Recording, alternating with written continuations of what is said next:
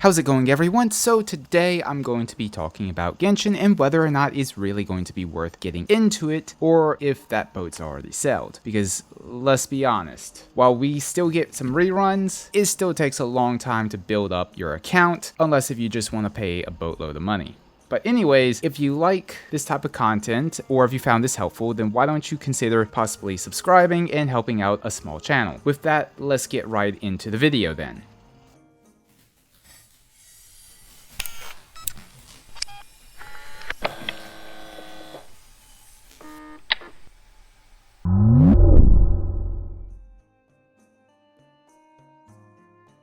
Okay, so like in every other video that I will probably ever do, I'm going to put the most important disclaimer / important information warning, whatever you want to call this. I'm going to go ahead and put it right here so people don't miss it before they click off. And that's really the fact that treat this game like you would as you're walking into a casino, because this game is gambling.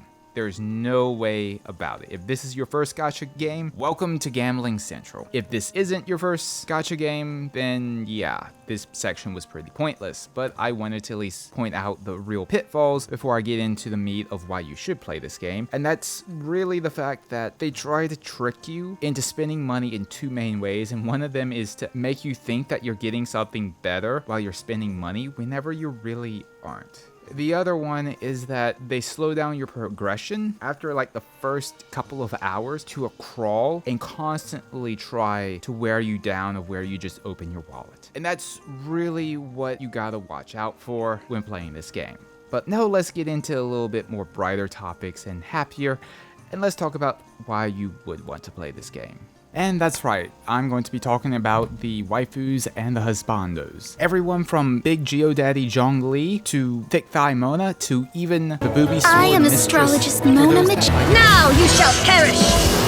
You can see, Genshin does try to cover the full range of everyone's tastes. And it isn't just that, oh, it's the aesthetics of the characters. Even whenever you have multiple characters that looks like their abilities are pretty well the same, they fill completely different roles. A good example of this is Venti, Kazuha, and Sucrose. They all pretty well have the same, well, aesthetics to their abilities. They all group up enemies, but they all do very different things in combat and for team compositions. Whereas Venti just completely invalidates most content, Kazuha is a very good CC and enemy grouper. Sucrose is just a big stat stick for elemental mastery. She basically makes everyone's numbers go boom. But it doesn't just end with how the characters act in battle. They are very well crafted to be really good characters even with their own stories, because all 5-star characters get their legendary quest, and the 4-star characters seems like they get these hangouts or like almost a dating sim type of story quest, which they're very well done. And each of these hangouts isn't just like this one and done. You have to go through multiple different branches, which is kind of like the whole dating sim thing, which I like it. I think it's a good addition to this and adds value to all the things that you can do while you wait for more content.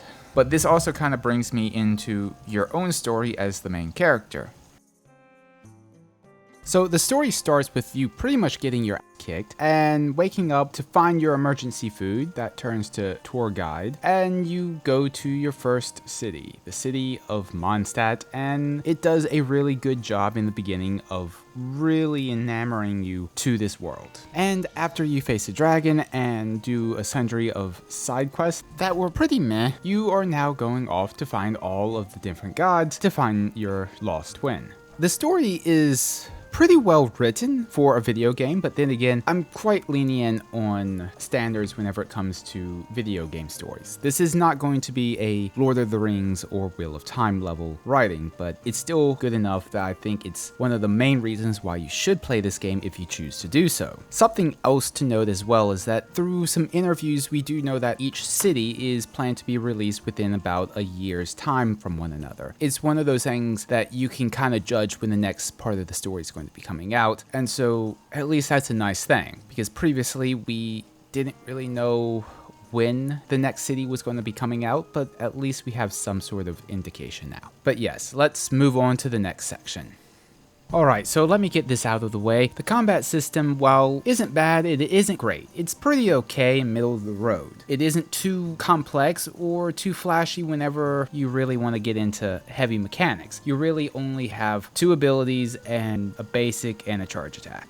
But I'm kind of getting ahead of myself. Let me at least explain the basic premise of combat in this game, and you'll see what I mean. Let's start first with the elemental reactions of the game. There are 7 elements, and really of those 7, there's 3 that can really be considered DPS, and all the other ones are really either support or enablers of those 3. And of those, there's only really one that is really worth going for, and that's basically Pyro, but that's getting into more than I really need to. Really, what you're going to be doing most of the time is just figuring out which characters have the abilities that you need to go off on first and line them up in your party of 4. And unfortunately, that really is it for the amount of complexity in the game's combat. There are a few caveats with using attack animation canceling, as well as a few things with internal cooldowns for elemental reactions. Yeah, that's pretty much it for the combat. It's not bad. There's enough variety of the characters and abilities to make it feel good, but it's still something which I really kind of wish there was more combos.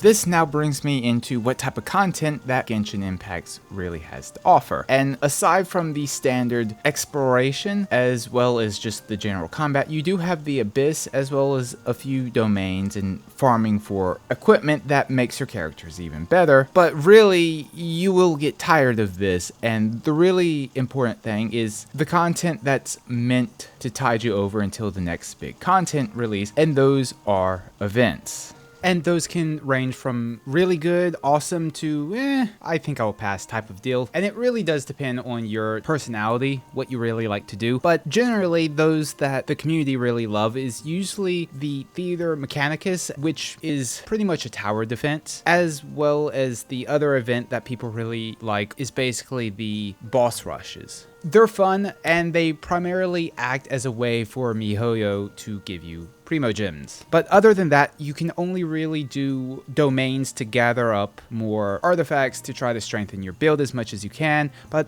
other than that, there isn't much to do between content drops. Now I want to talk about the gacha system itself. And oh boy.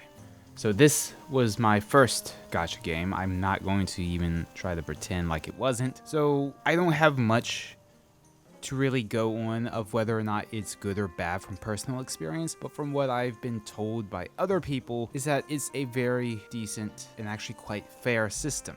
So let me go ahead and kind of just explain the gacha system in general, because I think that's going to be the most helpful indication of whether or not it's really good for you. And the first one is the pity system, because the 5 stars, which are the rarest things that you can pull in the gacha system, have a hard pity of 90 pulls, but it also has a soft pity at around somewhere between raising the rates for each pull at I think 75 until it has a substantially high probability of you getting a pull on the 85th to the 90th. So that's in a nutshell, though not exactly, because it's been a while. And I wouldn't doubt MiHoYo changes it periodically without us knowing about it. I would not put it past them. I will say, however, that it does seem to be really hard sometimes to get the 4 stars rather than the 5 stars, just because that there is a pity system for those rare characters, but there's nothing for the less rare. And speaking of the 4 stars, I will say that they're actually rather important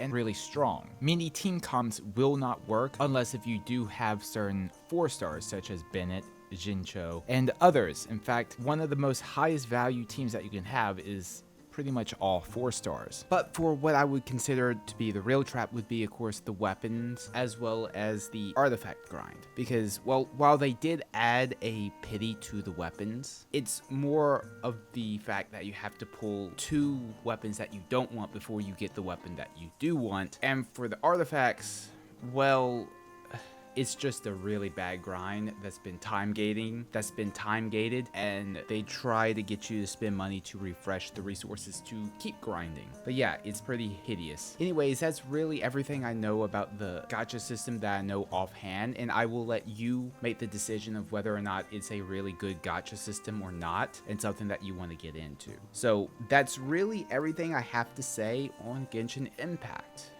Anyways, guys, I wanted to say thank you for getting me over 1,000 subscribers. I really wasn't expecting it to happen as fast, so that's amazing. Also, I am trying to start a Discord community, so go ahead and join. The link is going to be down in the description, if I remember to put it down there. Yeah. Finally, I am going to be doing a few more guides, so make sure you subscribe if you want to catch more Genshin content from me. So that's it, and I hope you enjoy the rest of your day, and I will see you in the next one.